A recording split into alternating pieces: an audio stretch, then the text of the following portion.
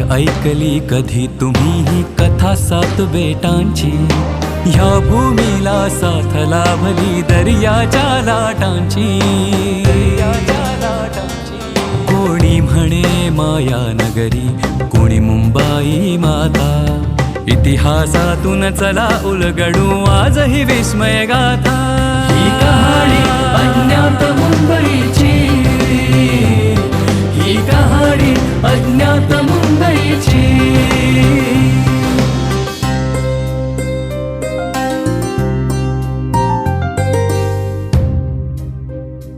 श्रोतेहो नमस्कार.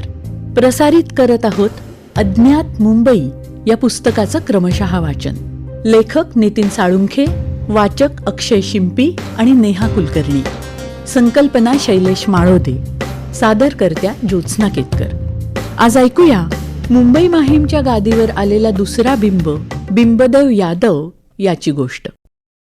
सन 1241 मध्ये मुंबई माहीमचा अधिपती असलेल्या जनार्दन प्रधानाचा पराभव करून गुजरातेतल्या घणदिव्याचा राजा नागरशा मुंबई माहीमच्या राजधानीचा ताबा घेतो. मुंबई माहीमवर मिळवलेल्या विजयात नागरशाला त्याच्या नानोजी, विकोजी, बाळकोजी या 3 मेहुण्यांनी मोठी मदत केलेली होती.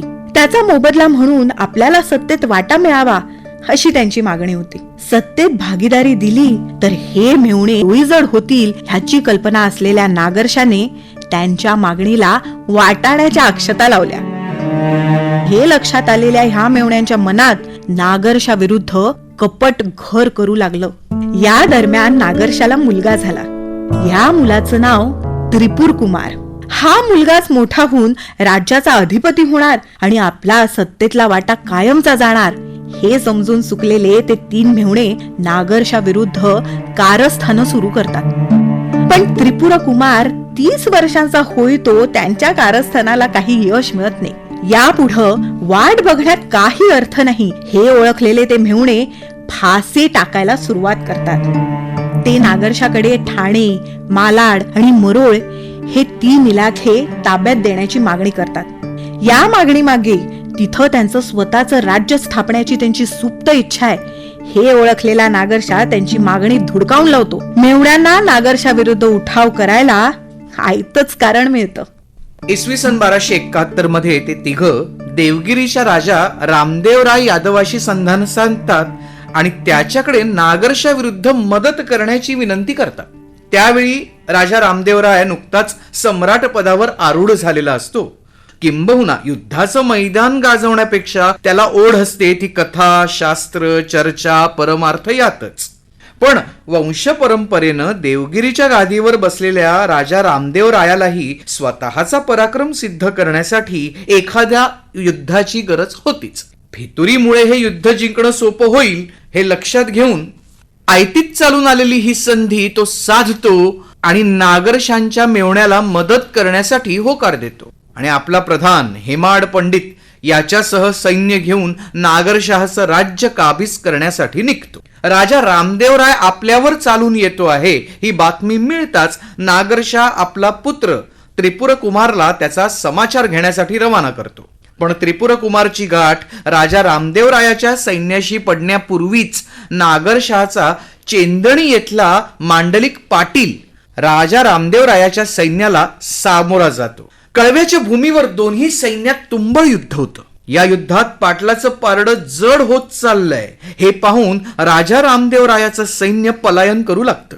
पण तेवढ्यात राजा रामदेवरायाच्या सैन्याशी भिडण्यासाठी माहीमहून निघालेला नागरशहाचा पुत्र त्रिपुर कुमार चेंदणीपर्यंत येऊन पोहोचतो.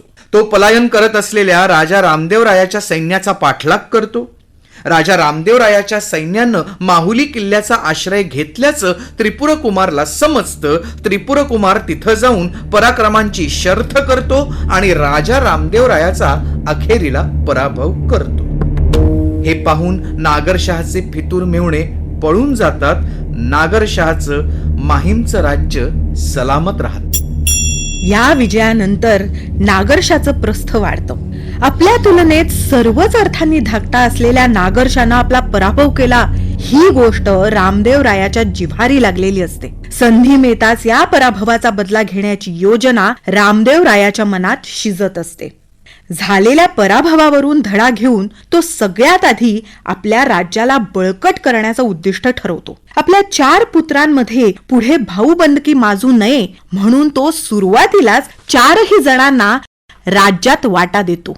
शंकरदेव आणि केशव या दोघांना आपल्यापाशी देवगिरीला ठेवतो, तर प्रतापशाला अलंदापूर पाटण देतो आणि बिंबदेव नामक पुत्राला उदगीर प्रांत देतो. हाच बिंबदेव पुढे मुंबई माहीमच्या गादीवर बसायचा होता, पण मध्ये आणखी काही घटना देखील घडल्या.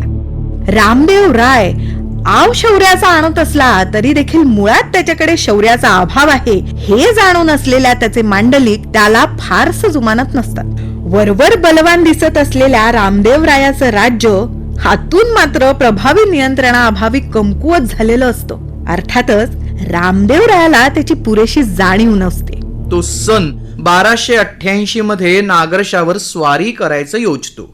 दुर्दैवानं त्याच वेळी राजा रामदेव रायाच्या काही मांडलिकांच्या चिथावणीवरून अल्लाउद्दीन खिलजी त्याच्यावर चालून जातो. घरभेद्यांच्या मदतीनं झालेल्या या अनपेक्षित हल्ल्यामुळं बेसावध असलेल्या राजा रामदेव रायाच्या मदतीला त्याचा उदगीर इथं असलेला बिंबदेव नामक पुत्र मदतीला धावतो, पण त्याचा काहीही उपयोग न होता राजा रामदेव रायाचा पराभवच होतो. आता या पुढच्या घटना काही बखरीत येत नाहीत. थेट उल्लेख येतो तो केशवदेव याचा मुलगा रामदेव राय दुसरा या नावानं देवगिरीच्या गादीवर येतो. यावरून राजा रामदेव राय यादव त्याचा मोठा पुत्र शंकरदेव तो निपुत्रिक मरण पावला असावा आणि दुसरा मुलगा केशवदेवही मरण पावला असावा असं तर्कानं म्हणता येत. हाच बिंब यादव पुढे मुंबई माहीमच्या गादीवर बसतो.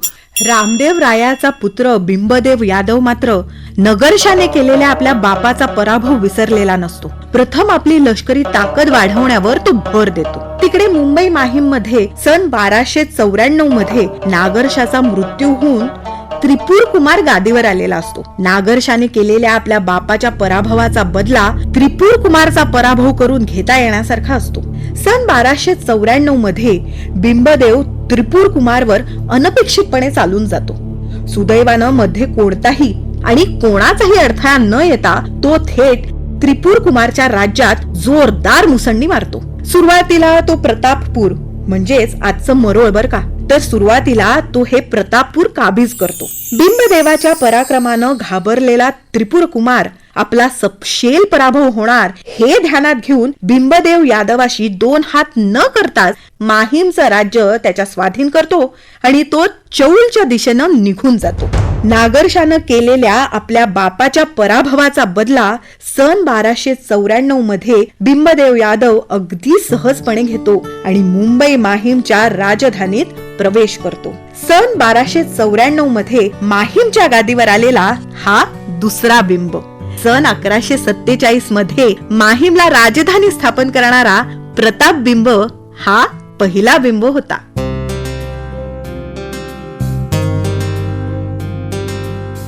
हा होता अज्ञात मुंबई या पुस्तकाच्या क्रमशः वाचनाचा आजचा भाग.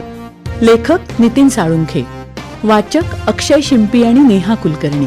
शीर्षक गीत समीर सामंत. शीर्षक गीताचं संगीत सुखदा दापके. गायक मंदार पिलवलकर. ध्वनी प्रभाव परीक्षित भातखंडे. निर्मिती सहाय्य रोहिणी पाटील आणि क्षितिजा सहकारी. संकल्पना शैलेश माळोदे आणि सादरकर्त्या ज्योत्स्ना केतकर. पुन्हा भेटूया उद्याच्या भागात. नमस्कार.